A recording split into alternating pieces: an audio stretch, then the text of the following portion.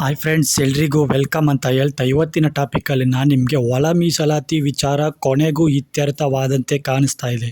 ಯಾಕಪ್ಪ ಅಂದರೆ ಬಹು ವರ್ಷಗಳಿಂದ ನಡೀತಿರ್ತಕ್ಕಂಥ ಈ ಒಳ ಮೀಸಲಾತಿ ಜಟಾಪಟಿಗೆ ಕಾಂಗ್ರೆಸ್ ಸರ್ಕಾರದ ಮುಖ್ಯಮಂತ್ರಿ CM ಸಿದ್ದರಾಮಯ್ಯನವರು ಕೊನೆಗೂ ಒಂದು ರೀತಿ ಮುದ್ರೆಯನ್ನು ಒತ್ತಿದ್ದಾರೆ ಅಂತಲೇ ಹೇಳ್ಬೋದು. ಸೊ ಏನಪ್ಪ ಈ ವಿಚಾರ ಅಂತ ಡೀಟೇಲಾಗಿ ಹೇಳ್ತೀನಿ. ಅದಕ್ಕಿಂತ ಮುಂಚೆ ಇನ್ನೂ ನಮ್ಮ ಚಾನಲ್ನ ಯಾರು ಸಬ್ಸ್ಕ್ರೈಬ್ ಮಾಡಿಲ್ಲ ಅವ್ರು ಈ ಕೂಡಲೇ ಸಬ್ಸ್ಕ್ರೈಬ್ ಮಾಡಿಕೊಂಡು ಬೆಲ್ ಬಟನ್ನ ಕ್ಲಿಕ್ ಮಾಡಿ ಅಂತ ಹೇಳ್ತಾ ಬನ್ನಿ ಫ್ರೆಂಡ್ಸ್, ಡೈರೆಕ್ಟ್ ವಿಡಿಯೋಗೆ ಹೋಗೋಣ. ಫ್ರೆಂಡ್ಸ್, ನಿನ್ನೆ ನಡೆದ ವಿಶೇಷ ಸಚಿವ ಸಂಪುಟ ಸಭೆಯಲ್ಲಿ ಪರಿಶಿಷ್ಟ ಜಾತಿಗಳ ಒಳ ಮೀಸಲಾತಿಯ SC ಇಂಟರ್ನಲ್ ರಿಸರ್ವೇಷನ್ ಕುರಿತು ಸರ್ಕಾರ ಒಂದು ಮಹತ್ವದ ನಿರ್ಧಾರವನ್ನು ಕೈಗೊಂಡಿದೆ.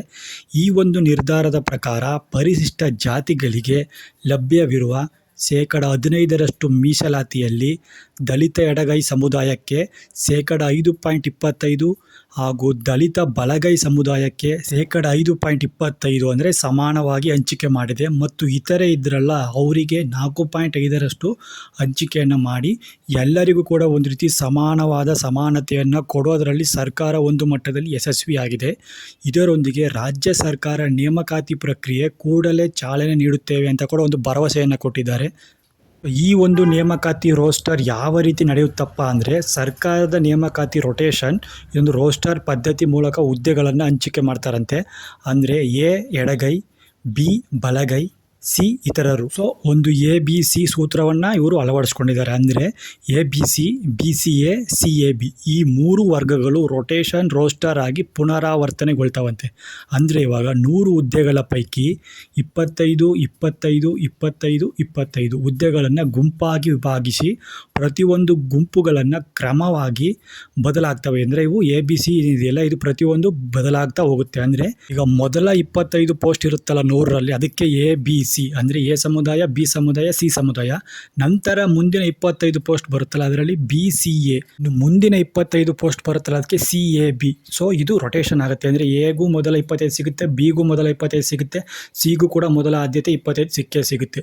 ಇದರಲ್ಲಿ ಯಾರಿಗೂ ಕೂಡ ಮೋಸ ಆಗಬಾರ್ದು ಅನ್ನೋ ರೀತಿ ರೋಸ್ಟರ್ ಬಿಂದುವನ್ನು ತಂದಿದ್ದಾರೆ. ಇನ್ನೊಂದು ಮಹತ್ತರವಾದ ಅಂಶವೇನಪ್ಪ ಅಂದರೆ ರೊಟೇಷನ್ ಪದ್ಧತಿಗೆ ಹೊಂದಿಕೆ ಆಗದ ಹುದ್ದೆ ಇದ್ದರೆ ಅಂಥ ಪೋಸ್ಟ್ಗಳನ್ನು ಪರಿಶಿಷ್ಟ ಸಾಮಾನ್ಯ ವರ್ಗಕ್ಕೆ ಕನ್ವರ್ಟ್ ಆಗುವಂತೆ ಅವುಗಳಿಗೆ ಒಳ ಮೀಸಲಾತಿಯಲ್ಲಿ ಅನ್ವಯ ಆಗುವುದಿಲ್ಲ ಅಂತ ಕೂಡ ಇವರು ಹೇಳಿದ್ದಾರೆ. ಅಂದರೆ ಇದರ ಉದ್ದೇಶ ಒಂದೇ ವರ್ಗಕ್ಕೆ ನಿರಂತರವಾಗಿ ಲಾಭ ಆಗಬಾರ್ದು, ಒಂದೇ ವರ್ಗಕ್ಕೆ ಎಲ್ಲ ರೀತಿಯಲ್ಲೂ ಮೀಸಲಾತಿ ಸಿಗಬಾರ್ದು, ಮತ್ತು ಒಂದೇ ವರ್ಗ ಎಲ್ಲ ಹುದ್ದೆಗಳಲ್ಲೂ ಕೂಡ ಆಯ್ಕೆ ಆಗಬಾರ್ದು ಅನ್ನೋ ಒಂದು ಮಾನದಂಡದಲ್ಲಿ ಈ ಒಂದು ಒಳ ಮೀಸಲಾತಿಯನ್ನು ABC ಗ್ರೂಪ್ ಮಾಡಿ ಪ್ರತಿಯೊಂದು ಗ್ರೂಪಿಗೂ ಸಮಾನವಾದ ಒಂದು ರೀತಿ ಮೀಸಲಾತಿಯನ್ನು ನೀಡೋದು ಈ ಸರ್ಕಾರದ ಒಂದು ಉದ್ದೇಶ ಆಗಿತ್ತು.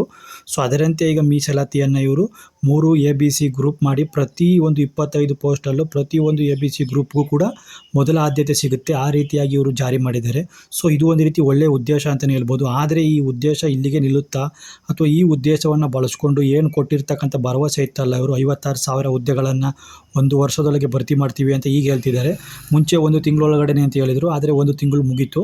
ಆದರೆ ಈಗ ಒಳ ಮೀಸಲಾತಿ ಒಂದು ಸಮಸ್ಯೆ ಬಗೆಹರಿಸಿರೋದ್ರಿಂದ ಈಗೇನಾದರೂ ಇವರು 56,000 ಹುದ್ದೆಗಳಿಗೆ ತ್ವರಿತವಾಗಿ ಚಾಲನೆಯನ್ನು ಕೊಟ್ಟಿದ್ದಾದಲ್ಲಿ ಎಷ್ಟೋ ನಿರುದ್ಯೋಗ ಸಮಸ್ಯೆಗಳು ಕರ್ನಾಟಕದಲ್ಲಿ ತೀವ್ರವಾಗಿ ಕೊನೆಗೊಳ್ತವೆ ಅಂತ ಹೇಳ್ತೀನಿ. ಸೊ ಆದಷ್ಟು ಬೇಗ ಈ ಮೀಸಲಾತಿ ಸಮಸ್ಯೆ ಬಗೆಹರಿದಿದೆ, ಅದರಿಂದಾಗಿ ಹುದ್ದೆಗಳು ಬೇಗ ಕಾಲ್ಫಾರ್ ಆಗಲಿ, ನೋಟಿಫಿಕೇಶನ್ ಆಗಲಿ ಅಂತ ಹೇಳ್ತಾ, ಈ ಮಾಹಿತಿ ನಿಮಗೆ ಇಷ್ಟ ಆಗಿದ್ದರೆ ಲೈಕ್ ಮಾಡಿ, ಶೇರ್ ಮಾಡಿ, ಹಾಗೆ ಸಬ್ಸ್ಕ್ರೈಬ್ ಮಾಡ್ಕೊಳ್ಳಿ ಅಂತ ಹೇಳ್ತಾ ಎಲ್ರಿಗೂ ಧನ್ಯವಾದಗಳು.